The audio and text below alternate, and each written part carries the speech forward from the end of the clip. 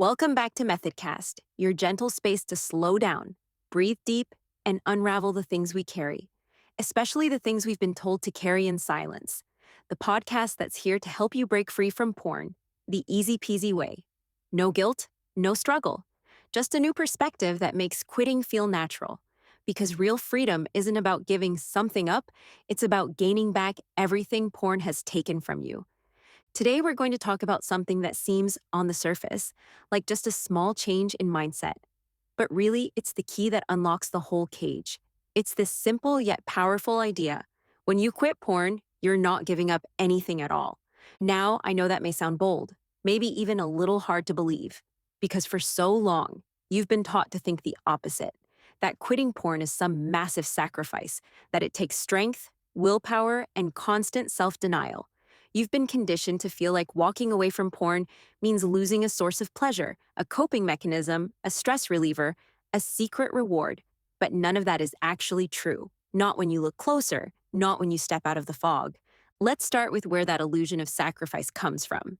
When someone decides to quit, especially for the first time, they usually go into it with the belief that porn gives them something valuable, that it helps them relax or wind down or fall asleep, that it makes them feel good, wanted, connected, even if only for a moment.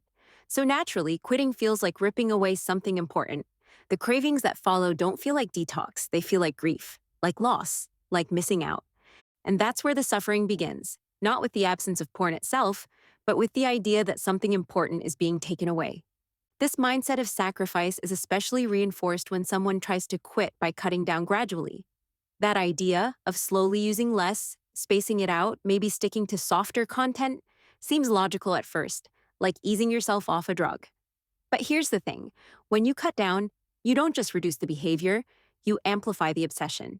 Because now, every session becomes loaded with meaning.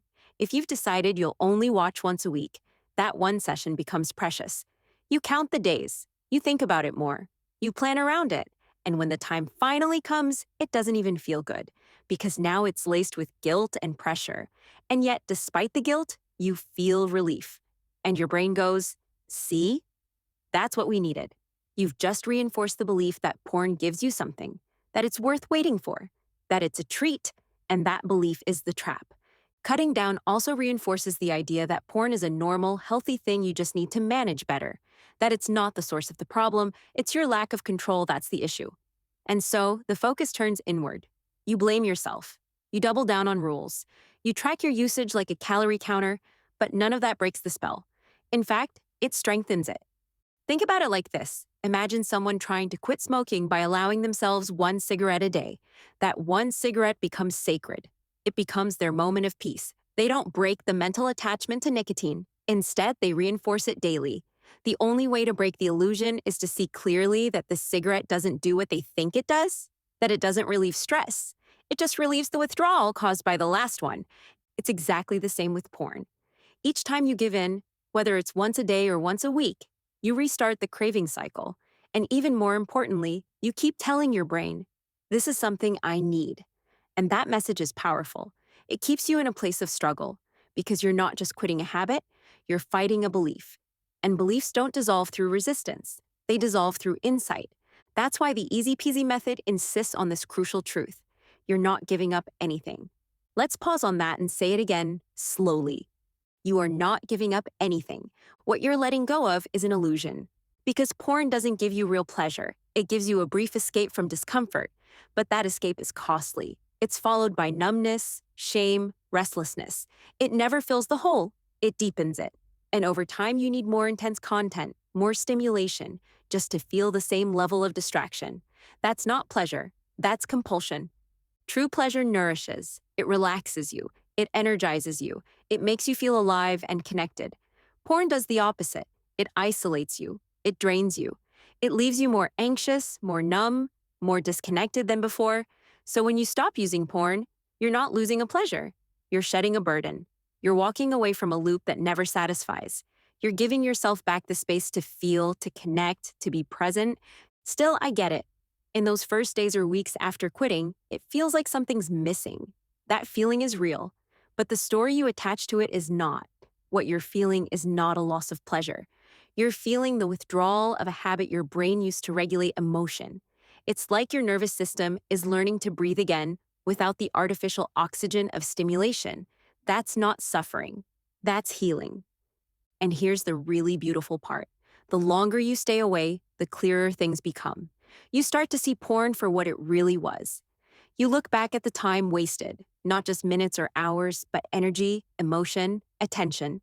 You see the way it shaped how you viewed intimacy, people, even yourself.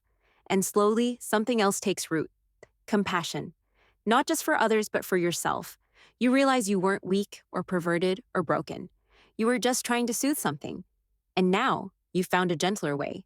You start to replace the old habits not with distractions, but with connection.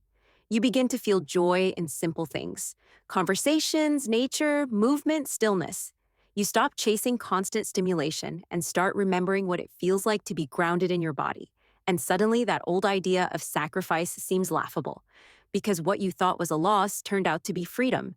Freedom from compulsive loops, freedom from secrecy, freedom from guilt, and maybe most important of all, freedom from the story that you need something outside yourself to be okay. That's the magic of quitting from a place of clarity, not control. You don't have to fight urges forever. You don't have to manage cravings. You don't have to resist something you no longer desire. When you see the illusion clearly, the desire dissolves. It's like turning on the lights in a dark room you were always afraid of. Once you see that there's nothing there, just shadows, just shapes, it's no longer scary. It's no longer powerful. So if you're listening to this and you've been cutting down, trying to quit slowly, hoping the urges will lessen over time, just know this: you're not broken. You're not lazy. You're just using a method that reinforces the very belief you need to unlearn. The belief that porn gives you something. That belief is the real addiction. And once that belief falls away, there's nothing left to quit. You've already let it go. Take a deep breath with me right now. Let it out slowly. And just imagine what it would feel like to not crave, to not hide, to not struggle. That's not a fantasy. That's what's waiting for you on the other side of the illusion. You don't need to fight harder. You just need to see clearer.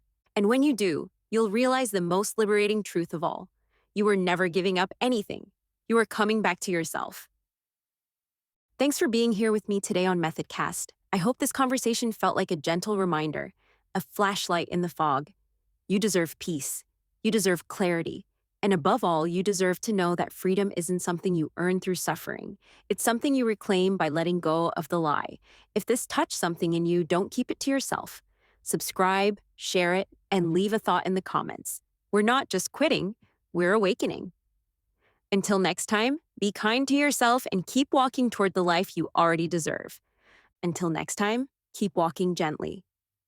The path is already yours.